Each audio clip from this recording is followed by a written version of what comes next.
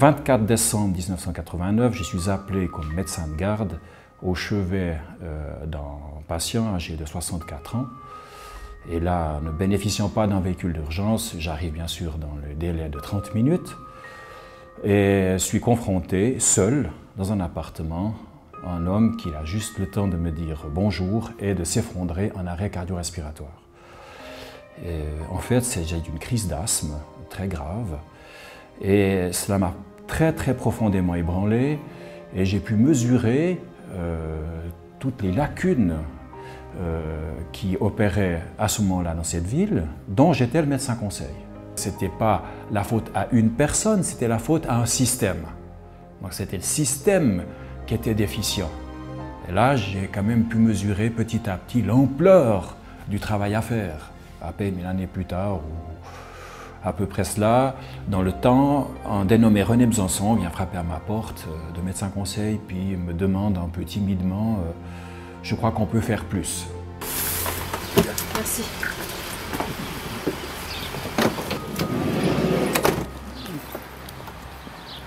Vous avez mal au dos actuellement? Non. Si je vous touche le dos comme ça fait mal? Non, pas ici? Là? Non. Voilà, non, elle est toute seule. Donc moi je me demande est-ce que c'est toute la nuit qu'elle est là? Ouais, justement. Elle dit ça fait 2 heures de temps que je suis par terre. Ce matin après le déjeuner ou bien cette nuit?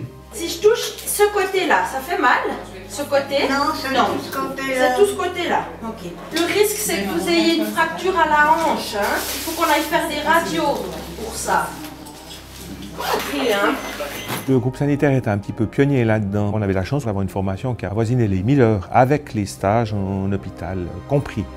Ce qui fait que notre médecin conseil de cette époque-là, qui est le docteur Jean-Pierre Randin, s'était dit, lui, il faut qu'on puisse déléguer à ces ambulanciers, sous mon contrôle, qui sont bien formés, qu'on puisse déléguer quelques gestes médicaux, quelques actes que nous protocolerons. Et c'est ainsi que le système de la délégation d'actes médicaux pour les ambulanciers était né.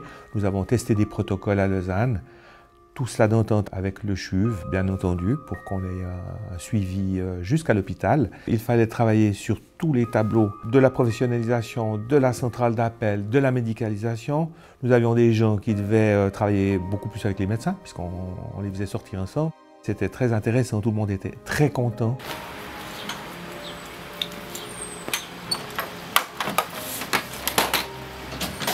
Et puis si ça ne va pas, je vous donnerai quelque chose. D'accord?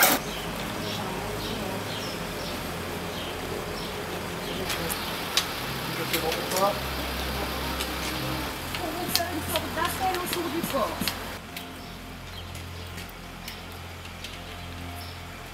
Voilà, on retrouve chaud. Merci bien. Des fois, on se demande si, comme disait André Breton, il n'y a pas un hasard objectif. C'était en 1990, à l'occasion des championnats suisses de football, des polices. René Besançon, déjà à l'époque, avait prévu une ambulance de piquet près du site de la finale. Sait-on jamais?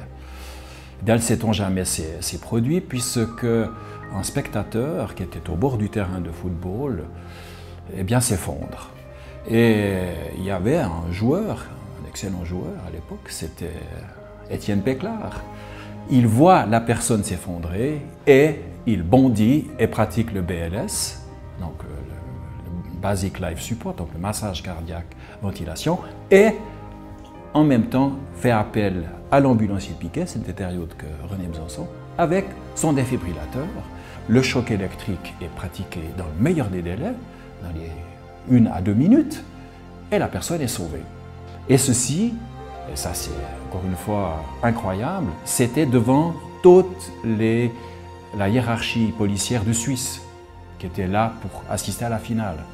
Donc c'était une démonstration que là, il y avait un changement de paradigme qui était en train de se faire, que cette fonction très spécialisée, elle ne pouvait pas être dévolue à des policiers. Ça devenait des véritables professionnels de la santé, à tel point que je me souviens lors de la soirée de gala, le commandant Emery, de l'époque était commandant de la police de Lausanne, me dit Monsieur Randin, vous avez fait de mes ambulanciers des véritables docteurs. Vous avez bien supporté le médicament. Voilà. Tout va bien, la santé va bien en général. Est-ce que vous avez encore un petit douleur ou il n'y a quasiment plus de douleur?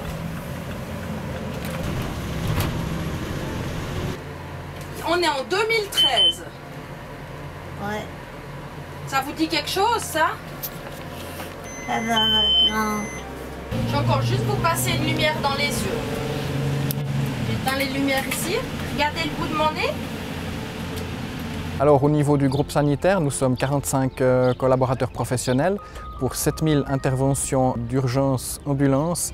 À cela, il faut rajouter environ 2300 missions qui correspondent aux missions du service mobile d'urgence et de réanimation, du groupe de reconnaissance et d'intervention en milieu périlleux.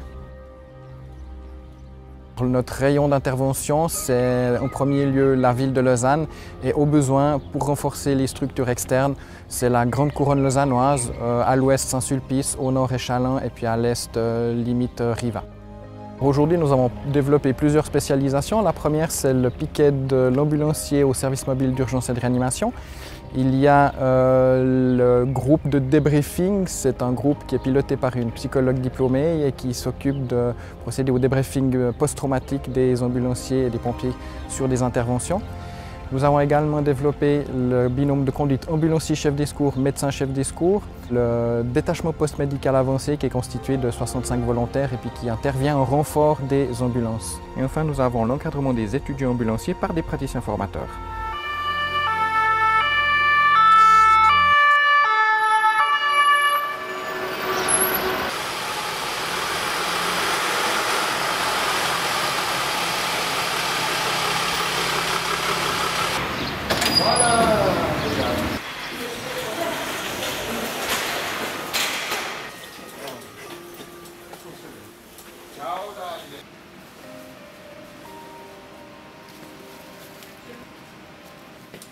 Dis donc, il y en a de ces petits câbles, hein?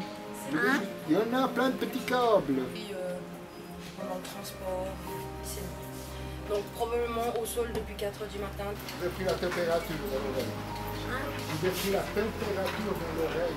Le groupe sanitaire, qui s'appelait d'abord la brigade sanitaire, a été créé en 1963. C'est l'année où on a voulu former des policiers comme ambulanciers, des policiers sanitaires. Donc en vue de l'arrivée de l'Expo 1964 à Lausanne. Les ambulances internes, surtout, c'est les accidents de circulation. On la garde en position pliée. Je trouve que ça l'arrange.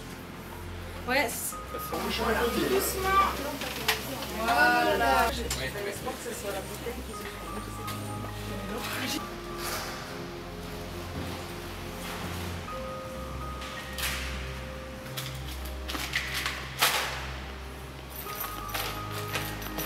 Le groupe sanitaire passait et était reconnu comme étant le top de ce qui se faisait en matière de prise en charge des victimes dans le cadre du premier secours. Il y avait dans chacune des ambulances une mallette avec des éléments pour la réanimation respiratoire avant tout, c'est-à-dire un ballon d'insufflation avec un masque. Et puis, il y avait aussi à disposition d'un médecin qui passerait par là des tubes, des sondes d'intubation qui étaient à l'époque en caoutchouc et qui complétaient le matériel de la mallette.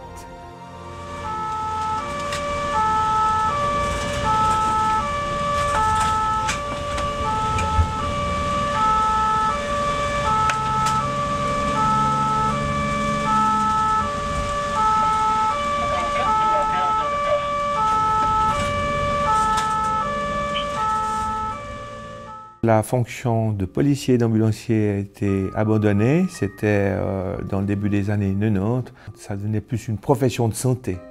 Et donc, réussir à maintenir l'efficacité d'un policier et en même temps l'efficacité d'une profession de santé, ça devenait difficile. Les acteurs de cette nouvelle médecine étaient en train de naître et bien sûr il faut changer les mentalités. Il fallait que de part et d'autre on se dise écoutez maintenant séparons-nous à l'amiable, on ne peut plus travailler, on ne peut plus faire les deux. Il fallait créer une centrale 144, c'était la chose importante de pouvoir trier les appels d'urgence. Il fallait améliorer la formation des ambulanciers pour leur permettre notamment de pouvoir avoir des actes médicaux délégués.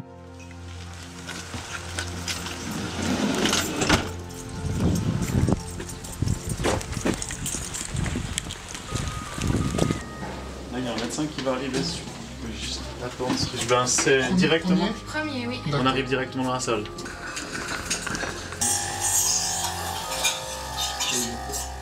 Au niveau des patients que l'on transporte, on a beaucoup de personnes âgées. Il faut savoir que 45% de nos patients sont âgés de plus de 60 ans et 17% d'entre eux ont entre 80 et 90 ans.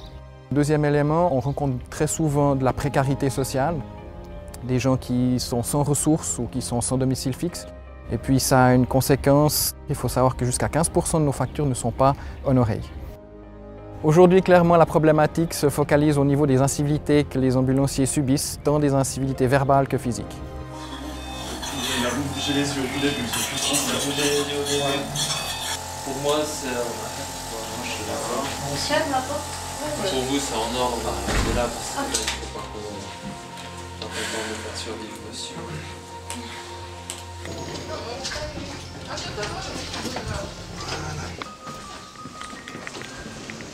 Je fais un peu partie de ces gens qui avaient cette conviction qu'il fallait faire quelque chose et je ne vous cacherai pas que c'est pour moi une des plus grandes satisfactions professionnelles. Il y a un chapeau pour chacun, pour tous ceux qui ont contribué à l'amélioration et je crois qu'elle s'améliore sans cesse. Il faut regarder encore de l'avant, je suis sûr qu'on peut encore faire quelque chose. Ce qui fait l'attrait de ce métier, c'est l'inconnu de la journée qui va se dérouler, c'est le champ de compétences très large de l'ambulancier et puis c'est aussi une satisfaction de pouvoir apporter à autrui l'aide nécessaire dans des situations de détresse. Alors depuis que je suis au groupe sanitaire, je constate une évolution constante et réjouissante de la profession d'ambulancier. L'être humain reste au centre de toutes les préoccupations. Mon souhait pour l'avenir, c'est de pouvoir développer des conditions de travail propices à l'épanouissement de tous mes collaborateurs.